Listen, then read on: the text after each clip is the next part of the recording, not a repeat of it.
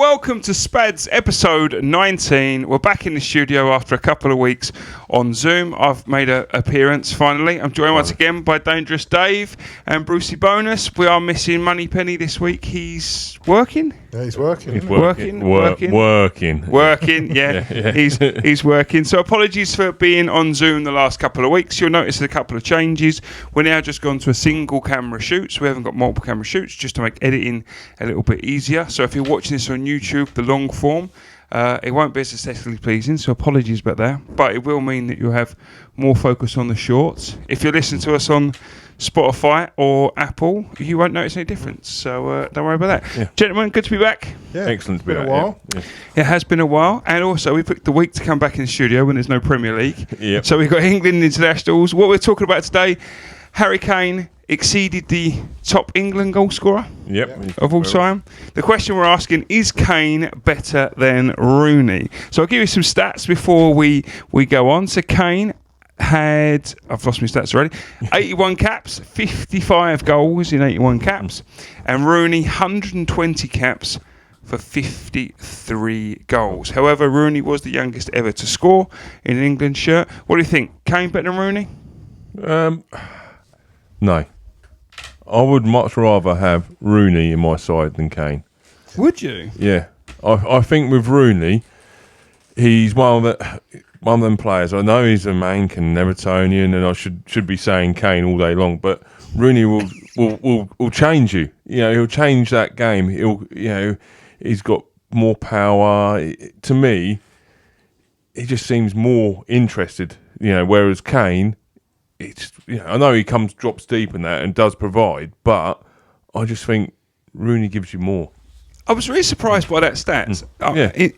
81 goals in 55 caps. I mean, that's 55 goals in 81 caps. That's a great return. I didn't expect it to be that prolific. What I will say is, there's a lot of penalties. Well, that's one thing we was going to talk about. Someone said that right on Talksport. Said like he was the Tottenham fan. He said you're all blowing him up too much. Said it's penalties, but Ali McCoy said, but you've got to score them. Yeah, but the important one he wouldn't score though, would he? No, but he scored 18 of the 22 penalties he's taken for England. It's not bad, but if you're talking about his goals, it's 33% roughly, just under, of all the goals he's scored for England. So a third of his goals, and 5 of those he's had 5 hat tricks in there. So 15 of those have been hat tricks. So 15 are hat tricks, 18, which don't get me wrong, but he's obviously not scoring hat tricks against Italy or Brazil or France, anyone big like that. But are you surprised at that goal return for the amount of caps? I didn't realise it was that high. I think I don't know. It's really weird because I always feel like Harry Kane was a bit of a late developer.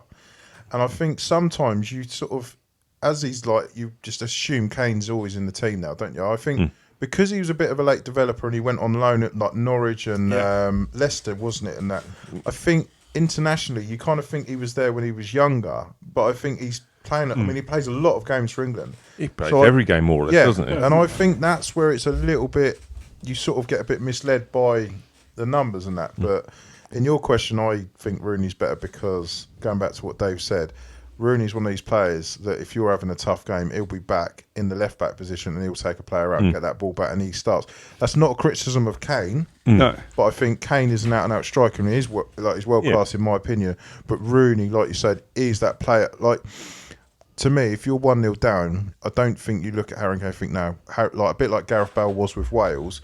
They always knew they had Gareth Bale to get that goal, and that's where I think Rooney was. Yeah, I don't think Kane, to me, he doesn't show as much passion as like Rooney would, and he wouldn't drive players. Rooney's a fighter, isn't he? Yeah, and that little bit of fight will get the other 10 players up for it. And I'm playing devil's advocate here in terms of but.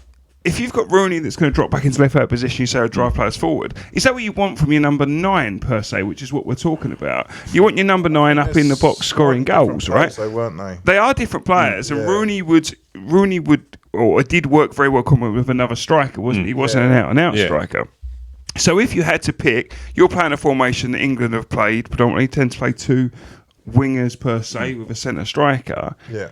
Would you want Rooney in that centre striker straight or Kane? Who do you think, if you think we're in a cup final, we need to get I'd this pick goal. Rooney. Who would you go for? I'd pick Rooney every day. You still go Rooney? Yeah, see, that's a good point. Yeah, it's a very good point. Because like you say, as a central striker, Kane is the best central striker we've ever had, probably.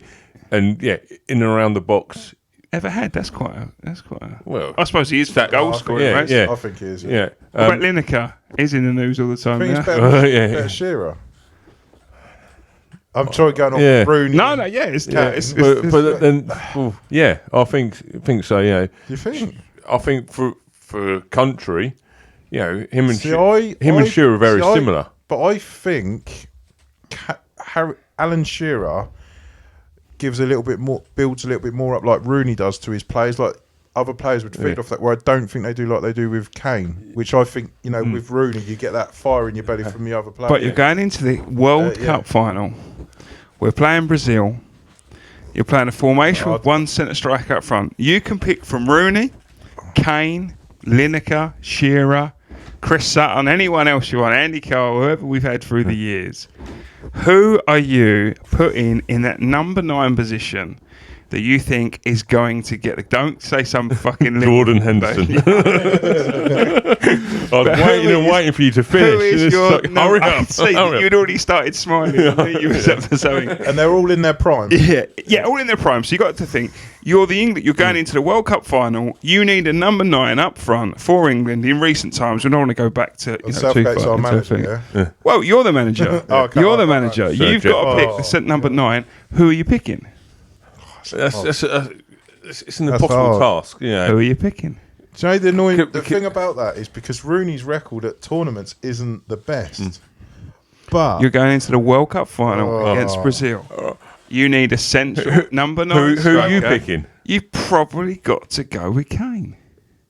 I agree with that, but it's so hard, isn't it? Because again, or Shearer, you probably go with Shearer. Shearer in and around the box. With Shearer in the team, we should have. And Andy Carroll. Pretty Crouch. I think look, if you're playing that formation, you've got one thing. You want someone to be an outstrike. You want a specialist in that. I agree. Look, I'm a United fan. I love Rooney. I'd pick Rooney in the team all the time. But if you're going to say a central number 9 that you want someone to get a head, a foot, an arse, an elbow on something to put in the back of the net, I'd probably go Kane if he's fit. There is always, he seems to be injured all the time. I think like that question, you'd pick Harry Kane because, like you say, he's going to get a goal. But I think overall, my answer is I think Rooney is better than Kane. Just because of his all-round game. So yeah. Oh, that's the only reason question, to me would be for central striker Kane, but Rooney can play there. He can play wide. Sure. He brings a lot. I think would have brought a lot more into the team and other players. I still don't think people realise how good Rooney was. Oh, he was fantastic. You know he was great. I just don't think if you're playing one central striker, you'd go with Rooney. No. But then he could potentially then play the wide. Yeah, exactly. Yeah. You'd buy back Kane and then Rooney off the left or off the right or wherever if he was going down that route. But it's just interesting I can't say I'm saying that. Believe I'm saying Rooney. Great questions though. It's really interesting. I mean, he made his debut on the 27th of March in 2015. So I am surprised. Like I say, he scored 24 goals at home, 21 goals away. I was surprised at the return of goals for games. I knew he was good for England. I didn't realise it was that good. Do we think the 33% of them goals by penalties take a bit of the shine off, or is it no? They won the penalties. You've got to score them. We scored them. Like, to me, I don't care. To me, to you sound like a chuckle. You got to score it. To me, I know. Obviously, they will say, "Well, it's a penalty. Anyone can score a penalty." No. Oh, yes. Well, we've seen plenty of England players through the years not score penalties. He's a striker and he's goal hungry, and that's what I like about him. He is he wants to always play. Yeah, I know everyone moans about we need to do rotation, but you want players to be like, no, I want to play. And let's be honest, let him play. You know what I mean? So no. So we don't think it takes shine off. Because at the end of the day, you've got to score the penalty. He got to score the penalties. Like if Mo Salah, the one that he had to score though, he could not do. Yeah, that's obviously that always comes up. Obviously, non-Tottenham fans and that. But at the end of the day, if Mo Salah wins Golden Boot, are you going to go, yeah, but 3 of them or 4 of them were penalties? Who cares? Yeah. You would do if they were all penalties. Yeah, don't get me wrong. If you win the Golden Boot with Haaland there, and all penalties, then that's a hell of a lot of penalties. Must be playing at Old Trafford all the time. It's a striker. Strikers score penalties. Yeah, no, exactly. And if you look at his ratio between goals at home and away, which I don't know whether plays in so much in international because it's not a home thing as well. 24 goals at home, 21 goals away. Yeah. So he's scoring wherever. So it's it's really good. And like I say, compared to Rooney, 120 caps, only returned 53 goals, which don't get me wrong is a good return for what we're saying isn't a out and out striker. But it's things. So obviously we talked about England. Kev, you talked about there that Kane always plays. Obviously Southgate has played some players that aren't playing for their team. Surprise. So what do we think about this in terms of that? So if you're the England manager, should you be playing the inform players no matter what, or do you have a system you play and then you're trying to pick the best players that you think fit that system? I think you got to play the best players that fit that system. Okay. It doesn't. I don't think because now the training is really, really tough. It's not like the old days where they used to go training for an hour and down the pub. They are training constantly. I'm kind of training it. I can get right behind that kind of athlete. Well, it looks like you are getting that way. I am. Yeah. So I'm waiting for my England call up. Yeah. So you think even if they're not in form for, I mean, I know Harry Guy's played a little bit for Man United recently, but even someone like Eric Dyer. Well, he's played 27 games I think this season for Spurs in the league. Who, Eric Dyer? It's not been great form. It can't be 27. What's wrong? There's not that many games played. No, there is. 27 games.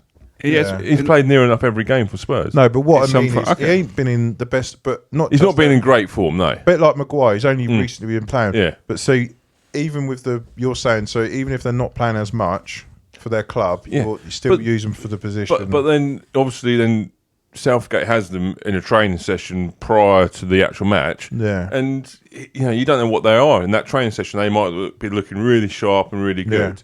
Play him. Because he might be thinking, well, actually, he's playing and training a lot better than someone who's playing week in, week out. I suppose if they listen to his instructions and they perform them instructions, he's like, well, actually, you listen to me. So I think it's still the system as well, isn't it? They might be in form for their club playing one system, but if England are going to play a different system, you might not be able to rely on that player. You might look at that.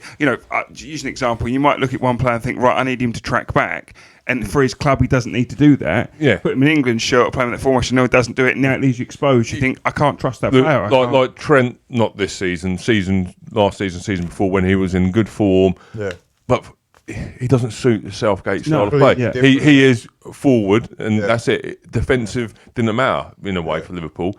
But Southgate wants him to defend, not just go forward. Yeah. So all the other defenders that he picks do that. Unfortunately, Trent doesn't. Yeah. And that's it. The only thing I'd say about Southgate is, so he played Calvin Phillips against Italy all game. Yeah.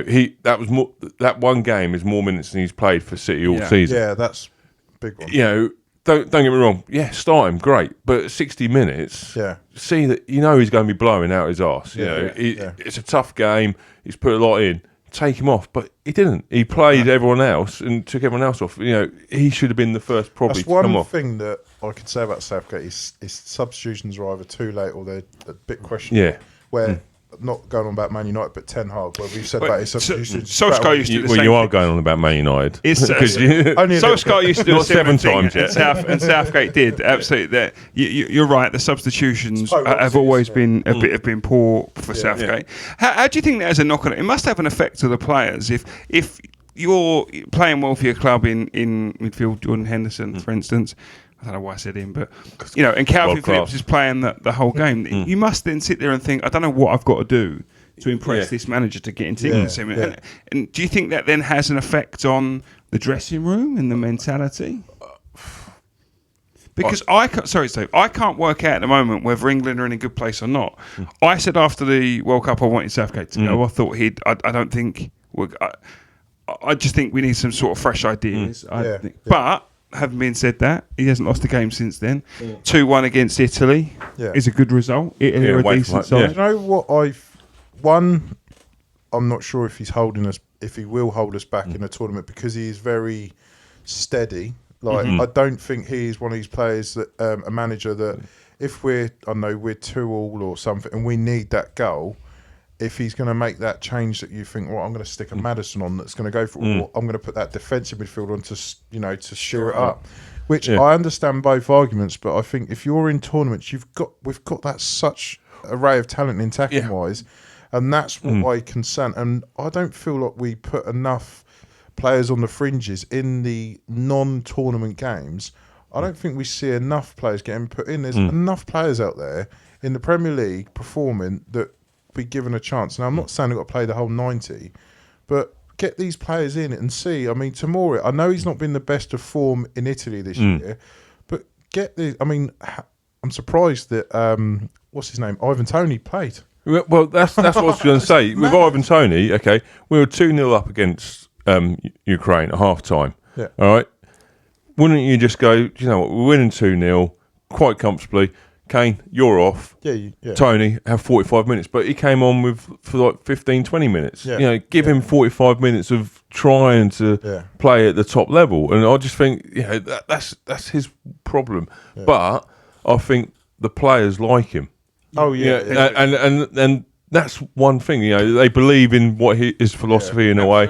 And that's why probably, like you were saying earlier about the point of, like, you know, Phillips hasn't played for his club, but he's straight in the country. Yeah. You know, the players around it were probably like, I don't mind. You know, we're performing well as a team. And let's be honest, that camaraderie that he's built between the players is fantastic. What he's built, like that unity, like there's none of this, we're Man United, your City. Yeah. They're all like, if anything, they're too friendly. Yeah, that's one thing he has done. He has galvanised the sides over the years before. Interesting the point you made there. Obviously, we were saying there about Southgate's picking people that's not in the team. And obviously said there, Kev, obviously tomorrow you bring him because he's young but he's not informed. So there is a thing is, are you going to get criticised whatever you do if you play the informed people that leaves the youngsters out, or should we be bringing in the youngsters that are not informed? What's the right combination? There's no right or wrong, is there? You know, no matter what he does, everyone's going to criticise him. You know, and you know, being an England manager is probably one of the hardest jobs to do with me. I'd imagine it's second to hosting and being on a podcast, because we get slated on social media. And let's be honest, he's got it where he's got probably one of the best array of attacking talents in the world football. Like with the resources he's got defensively, it's not quite the same. Is it? That's probably the criticism. We got defensive attacking. Sorry, we've got attacking talent and we play defensively. But you know, it's easy to see. Defensively though, we probably are only really maybe 1-2 centre backs short. Of a good solid team. You know, because you know, Stones, I think he's there now. I think he's all right. I think he's a bit more. He's sorted that stupid mistakes out. A little bit too regular. I think he's sorted that out a bit now, hasn't he? Maguire for England, he seems to do all right. I think of his. They play three at the back, don't they? Yeah, but there was a mistake, wasn't it? For the Italy goal was his. England suits Maguire more than Man United suits Maguire. Maguire's great if you play him in a 3. Yeah. It's when he plays as a 2 that is when there's a problem. In a 3, he's like a different person because he can go forward, he can make those try and read the game. It's just that, you know, if he tries someone else, two players covering his off. That's the problem is Maguire, when he's in the 2, he is probably a pain in the arse for his teammates because he'll say, you go and get it, so then that player goes and like left back goes and gets it, then he comes again, and then he does it a lot. His communication with his teammates. But if he's in the 3, like you say, it doesn't matter because there's the defensive midfielders come over. He causes. He's great at intercepting and coming out and reading the game, but he does often get it wrong, which is going to happen if you're going to play that type of game. It's like an attacking person making runs. You're going to be offside from time to time. You're not always going to get it right. And Maguire's like in a you know, as we said in England with 2 either side. If he misses that, there's somebody there in the 2. If he misses that, they're generally through. Then you're in a panic station, and he's not the quickest to get back because he's got a massive head. So it doesn't really. I don't know who's quicker, you or him. That'd be a good race. I want to see that. I think he'd Maguire versus Campion. Come on. I think he'd beat me because my belly outweighs his head. So I think talking about this. So it was World Cup qualifiers. It was important games. Yeah. I didn't hear that many people talking about it. No. I didn't hear many people think. Do we think England fans don't watch World Cup qualifiers or Euro qualifiers? Yeah, I don't generally. I suppose if it was against Scotland, I might. You know, if it's, but. Yeah, and it's against Italy as well. I mean, the first one was against Italy. I mean, that's a big game. European champions, aren't they? But you didn't really hear that much about it. Did you watch it? No. Did you watch it? No. No, neither did I. Yeah. I caught the highlights, but I didn't watch the game. Didn't even watch the highlights. Generally, I only watch the tournament. Yeah. You know, and it's bad. Why is that? I don't know. I think it's because you sort of watch it and you're not really expecting a lot. I don't know if it doesn't get built up enough. I haven't really heard of it because I listen to TalkSport a lot when I'm driving around, and I generally know if there's a boxing match been built up. I know that I don't know if it just didn't really get built up as much, or I'm not blaming TalkSport. I think people knew it was on, but I just think like qualifiers. People just expect England to qualify. I think that's it. That's it. You know, and it's sort of like it's more of a friendly. Yeah. Okay. Like say, Italy hard opponents, but that's it in that group. Really, Ukraine we should be beating. I think if we got, I can't remember who else we got, but I can't remember. I know we're top of the group at the moment, 6 points. And the other two teams we've got are just like nothing. Yeah. You know. It'd be interesting to see if you listen to this, watching this, get in contact, comment whether you watched World Cup qualifiers, whether it's something that comes across your radar, and whether it's like a Premier League game, if it's on the TV you think I've got to watch that. I just don't think World Cup qualifiers, as horrible as it sounds, I just don't think it's, you know, there's certain games, Man United, Liverpool, so even most Premier League games when your team's on the telly, it's like I've got to watch that. I've got to watch that. Even if it's can't watch it, you're checking it. And even if it's, I think it's different. Even with the World Cup, even if you say, for instance, you're in 8th and you know you're not going to get the Premier League, you still think I've got to watch that. We're going out, but we got to be back by 4 because the game kicks off. I just don't think many people have the same thing about England qualifiers, and I'm just interested why, because we love England. Nothing's better than a World Cup or a tournament for England. It's the greatest. Because we just, like Dave said, I think we just expect to beat. And to be fair, we have done, haven't we? Absolutely in recent times. You know, I think that's what it is. I think. I just think, like I say, it's just boring, and the football isn't the greatest. No. So when you see like your Premier League teams, you know, it's quite entertaining attacking football. You know, international football's normally that little bit slower. It's just, you know, it's not as entertaining. That always frustrates me with England. The Premier League is always so fast, and you get everyone in England shirt, and all of a sudden it's different. I guess it's maybe because they don't play with each other quite so much. They're not quite so aware of everybody else's runs.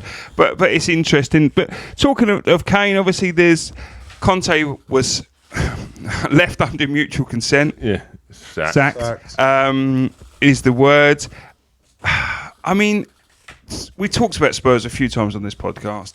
Last week was the whole show about Spurs. They are the strangest club this season in terms of Conte's reign and the outburst. I think he obviously wanted to get sacked. I mean, his record there, he had 76 games in charge. He won 41. He drew 12. He lost 23. Scored 136 goals, conceded 85. It's not a bad stat for him as a manager. The 3-3 of his draw with Southampton was the one that sort of pushed him over the edge, but I'm still a little surprised by it because they're not that far behind. Still fourth. They're fourth in that. They're fourth. Really bizarre. They would have gone up to third if they won that game. So I just think he's had enough. And he just wants to get out. So why do we think he's had enough, though? Because he's not performing badly. And I'll give you a thing. I pulled this off earlier on. So in terms of the 50... So I'll read this what I've got here. So over the course of 56 Premier League matches as Tottenham manager, Conte averaged 1.88 points per game. So only 3 managers with 50 or more games since the start of last season can boast a better record over that period. Pep Guardiola 2.3... 2.37 points per game. Mikel Arteta 2.12, and Jurgen Klopp 2.09. So they're the only three managers that's got a better thing. Pochettino, he just pips in. Pochettino had an average of 1.89, so 0.01% or points better between times he's here. So his record is. I can't understand why he's so frustrated. I think the thing with Tottenham, yes, they are fourth at the minute. I think one of the things which Lee said about this a few times, Mourinho and Conte are a little bit still in the old, and I think their style of play is a little bit older. But I think Tottenham is a lot worse than what he expected. In terms of their squad needed a lot more, even though he had what did he spend, like 300 million? He spent 172 million in the summer. And I don't think they've come off those signings, have they really? They haven't brought but they were, to be fair, those signings were good. You would have said Basuma was not a bad signing. Unfortunately, they've got about 5 right backs that they've spent a hell of a lot of money on. They bought that Spence that wasn't his signing, and he basically gave him like 5 minutes, and that was it. It's like, no, I'm not using him. It's as if it's a combination of is it a bigger job and he wasn't, no, I'm too late, or is it Spurs have never really won anything? Let me ask this question. Let me ask this question as a United fan and a Liverpool fan. If I'd have said to you at the beginning of the season, I think Tottenham will be fourth. Yep. Would you say, yes, I can see them being there, or fourth, oh my God, that's terrible, they should be higher than that? Or would you say, no, they'll be sixth? No, I would have said fourth. Oh yeah, I would have said sort of like with their signings, because they looked like fourth. It's sensible positions. Unfortunately, they've not been that great, their signings. So you'd expect them to finish. So then, who would you think would be above them then? At the beginning of the season, I'd have thought City, Liverpool, Chelsea. I would have said United would have been behind them, because I was expecting us to not do as well as what we've done. So I'd expected Tottenham, because it would be like he's already been there before the pre-season. Yeah. I'd expect them to be better, but I think unfortunately they just. So you thought it'd be fourth, and you thought it'd be fourth. Yeah. Do we think many other Spurs fans would think they'd have been higher? Well, Dino at the beginning of the season, Dino was saying about you lot are worried, but you need to be scared because we're going for it now. And it was like, yeah, you're Spursy, you'll do the same. You'll laugh at him. Now he's a bit quiet. It's not far off where everyone thought they would be there, or even better than I think people would. I can't understand what he's so annoyed at. He's so annoyed because he dropped 2 goals at Southampton. Yeah. We shipped 7 against Liverpool. It can happen. Standard. Do you know what I mean? I personally think that it was longer. I think it was probably a long time before that. I think the whole inconsistent where one game they're winning. Sure, they're not. Don't you think everybody in the Premier League's been like this? Like this season has been crazy. You can't all win. The only teams that's been consistent are Arsenal and City predominantly. Manchester United have been, but still had the odd blip here and there. Liverpool have been up and down all over the place. Yeah. So and I'm surprised that Jamie Redknapp come out and said Spurs aren't built for winning. They've got a brand new stadium. They're the top thing. They spent 172 million. They're fourth. I can't see what's the journalist on? I think it was Kevin Hatchard, because I was talking about Julian Nagelsmann and that. And I said as soon as I saw that him get sacked, I said Tottenham needs to jump on this.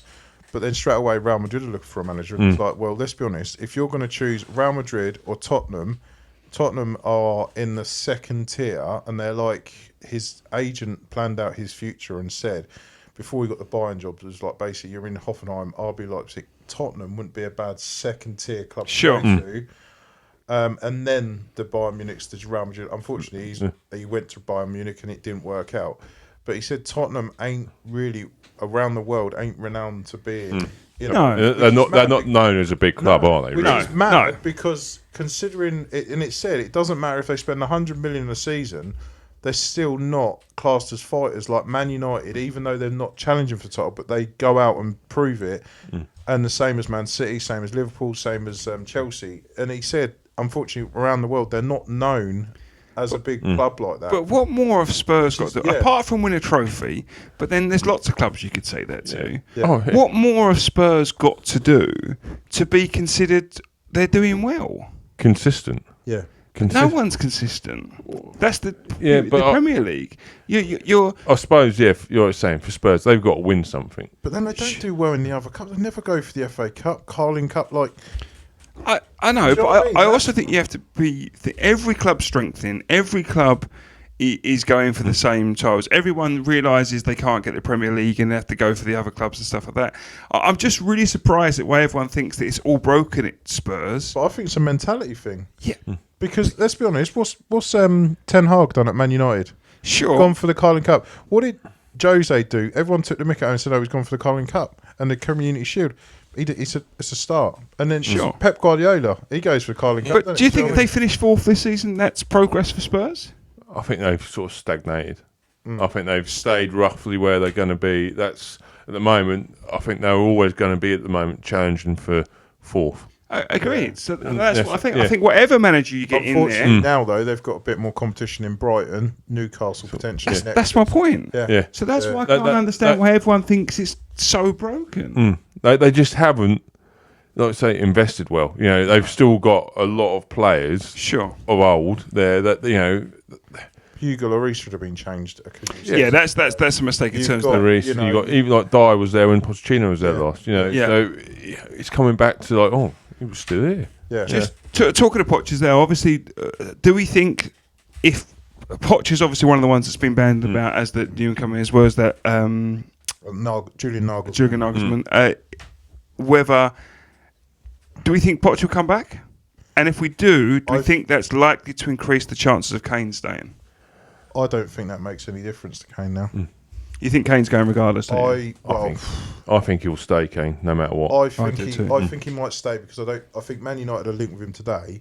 I think if Man United were going to go for him, they're going to be like, well, we want him, but we're only going to pay 80 million. Well, Levy's not going to say. No, he's not. He's not. He's going to say 100 million. Yeah. Well, and and I'm going rather go and pay 100 million or something for.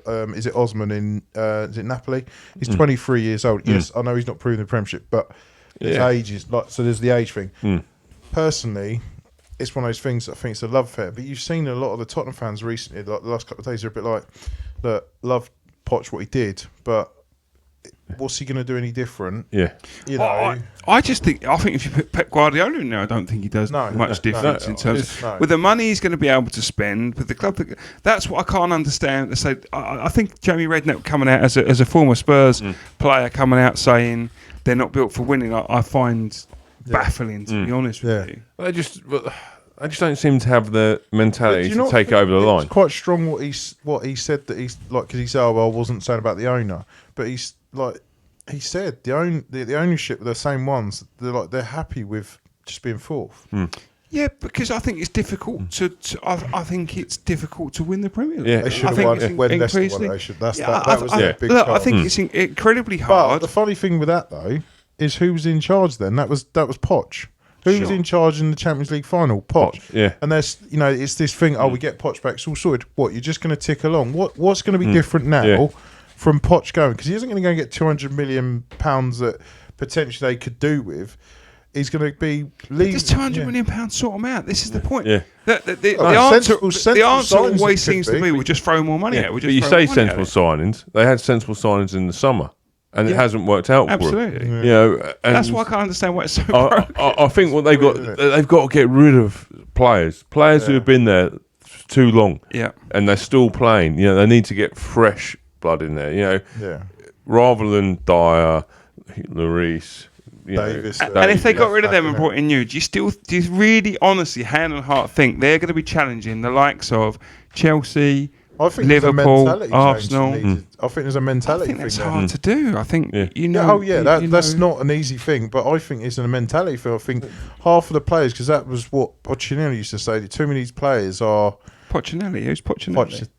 Pochettino. There's a new manager coming to Spurs. A lot of the players, because there was a very small squad and he could never add to it that much, they all knew they were going to be playing, so it was all comfortable. Sure. And they haven't got like a winner in that team. There's no one in there who's won anything. No. So do they need to get a couple of Lloris won the World Cup back in 1974. But he's shocking now, isn't he? Yeah. But you need someone in there who's like won things at the club level. Casemiro, Varane that have won title. Yeah. Like, not, that's, like you say, it does help. Yeah. Yeah, it does help. It's just interesting. It's interesting to see. It'd be interesting, Spurs fans, get in contact and let us know. I know we had Stu Whiteman on the pod last week. He's a Spurs fan. Sensible one, actually. To be Yeah, fair. sensible. But it'd be interesting to see what Spurs fans think about what's happening and what's been done. So it'd be interesting.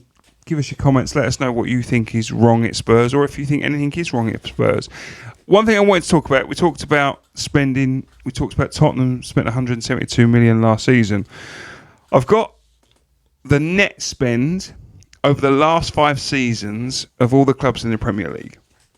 Okay, so obviously net spend, for those who don't know, rather than gross spend, obviously player sales are offset against the players' buys. So obviously sometimes they make a thing.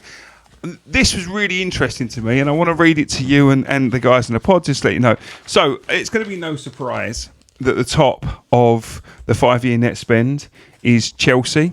All in all, they've spent 600. So the net loss is 654.21. Not loss, but as in their net spend. Obviously, 480 million of that was this season. Amazingly, out the 5 seasons, Chelsea made a profit 2 of those 5 seasons. Wow. And still atop of the net spend league. That was Eden Hazard going Real Madrid for like however much. Yeah, so I'll give you. I don't want to bore too many figures, but second, unsurprisingly, Manchester United. Over the 5 next year, they've never made a profit over the last 5 years net spend, so they're 540.23 million. Third, interestingly, is Arsenal. So their net spend over the last 5 years. Now there was always that impression that Arsenal didn't really spend that much money. They've spent big on some players that haven't really spent so obviously 148, so say 149 million last season, 120 million the season before. Again, they haven't made a profit. This is the one that really interested me. 4th for this table is West Ham. Yeah, but they went mad this season, didn't they? Crazy. Well, 152 million. Yeah. Have you not seen how that stat on their strikers? How many strikers? Yeah. And they wasn't it like they brought 22 strikers and 18 of them never scored? Yeah, that's good going. That is an amazing. But the thing is with that, they're not like £5 million strikers. They're like £30 million plus and stuff like that. They don't, and that's always the bloody owners that used to do that, didn't they? It's that's mad. Yeah, but I was just really surprised to see West Ham 4th there. I wouldn't have. You wouldn't have said they'd be up there, no. No, I wouldn't have done. I mean, spent some money, haven't they? They really have badly, but they spent some money. Newcastle are 5th for the net spend, 351.89 million. 6th is Tottenham. So Tottenham, the 6th highest net spenders over the last 5 seasons. So again, when you say Tottenham's not built for women, it's not like they haven't been backing the players because backing the team, because they have done. Wolves are 7th, 276 again spend. They're not selling many players, are they? Wolves? They're not, no, they don't make much money on selling, do they? No, there is 2 seasons there. In 18-19 season, they spent 78.5 million, and then this season they spent 103 million. So it's quite a lot of money spent there. 8th is Aston Villa. Yeah, again, they've had lots of new managers, haven't they? So they've been spent. Gerrard and Emery's now come in, spending a bit of money here there. But interestingly, and that falls into 9th and 10th. We haven't mentioned Liverpool or Man City yet. So Liverpool sit 9th, and then spent 254 million. They've spent over. Again, they made a profit in the season they were champions. Yeah, Coutinho went, didn't he? I was going to say, Coutinho, what was that, 168 million or something? Something silly like that, yeah. Man City, a 10th. Again, you kind of would have thought that Man City would be up there. Over the last 5 seasons. Man City are not too bad with getting good money back for players when they move them on. Man United, that's one of Man United's worst things. They don't make money on a player, very rare. But Man City are not too bad. They're quite clever with that. But I still think if you'd have asked most fans who's 10th in the net spend over the last 5 seasons, I don't think anyone would have put Man City at the top because I don't think. Yeah, I think you'd got an impression, and I think you might have said West Ham. I don't think you'd put West Ham as 4th. I think that was really surprising. Fulham comes in 11th, 197 million down net spend. Southampton are 12th, 178 million. Leeds United 13th. 170 million. Nottingham Forest are 14th. Everton, which I think is being bore out because they're obviously not doing too well, and their financial fair play as well. They're going to get done in and obviously they've made a profit this season, 22.27 million. Crystal Palace is 16th, 82 million. 17 is Leicester, 62 million. Bournemouth 18th. Brighton Amazing. And Brighton have obviously made a profit this season. There's 72.5 million they've made. And then Brentford, net spend, they've only spent 781,000 over the net spend over the last 5 seasons. They've sold Ollie Watkins, didn't he? Because he come from... Yeah, so when they was 11th in the Championship, they made 24, say 25 million. Yeah. Then obviously they didn't spend very much. They made 48 million in 2021, 2022. And they've obviously spent about 73 million over the last 2 seasons. Yeah. But any surprises in that league in terms of the spends? It really surprised me when I was going through the figures. It surprises you, and then when you look at it, you think, actually, yeah, to be fair, you think about it and go, no, but, you know. The West Ham one really surprised me. And I knew Liverpool had done good business. Yeah. I mean, if you look at Liverpool, they've only spent 49.7 net spend this year, which is incredible. But yeah, so Man City being 10th is that's probably the shocker of the lot. Yeah, but then when you actually look at it, they do, like you said, they do sell players. Fringe players. Yeah, they don't. And the thing is, when a player wants to go like Cancelo, they don't like. He's on loan at the moment, though, isn't he? But, but there's a fee, and they're like, no, if you want him, this is what it is. And they're pretty good to it. Fair play, because they're like, oh, we'll just let you sit there. And to be fair, they get their money. So. But do you think this builds into the answer, as comment I picked up earlier on, is always 200 million sort out to a player? That proves that just throwing money at clubs doesn't always work. No, it doesn't always work. But it's you can throw it. But you've got to be the right players. You're buying and it's got to be long term. You can't, you can spend good money, but they might not take off straight away. And then you as a fan, manager, chairman. Well, hang on a minute, what's going on? We're not performing. We've spent this money and we've not performed. But you've got to give that time to gel into the team. The thing is with that time thing, I think, it's a curse of the short shelf life of a manager. If you go into a club and you think, right, I'm going to spend this money and this builds this player for the next 5 or 6 seasons, but then obviously that affects your ability to get results now, you're going to go out and buy that 29-year-old, 30-year-old who's going to come in and try and fit it now because you don't worry about the long term because chances are you're not going to be there anyway. Yeah. So it's a real sort of like devil's curse, if you know what I mean. But you've got that's the thing, they've got to allow the managers time. Yeah, because it's proven. You give them time, it works. Yeah, but everyone always wants to give. It's always instant success unless it's your own team. Isn't it? Well, everyone wants to give managers time unless it's your own team. It's like get him out of here. We didn't win straight away with Klopp, did we? No, but I think with Klopp, what you did is you see gradual progression, and that's what you want to see. Exactly. You could see, and again, it's like Ten Hag. Even if he hadn't won anything this season, you could see this season from last season there was progression. That's it. I think you can stomach that if you do. But this again comes back to the Spurs thing. I kind of think that there is a little bit of progression there this season, but I don't know. I just can't understand why it's thinking. Anyway, I don't want to go back over it. That wraps up episode 19. As always, if you've got any comments, please get in contact and let us know. Let us know your thoughts on Spurs. Let us know about that net spend chart. Whether there's anyone in there that was surprising. And if you want to come on the pod, we're looking for fan reactions as always, and we're looking for phone-ins, so get in contact. And gentlemen, thank you very much. Thank you very much. We'll see you again next week.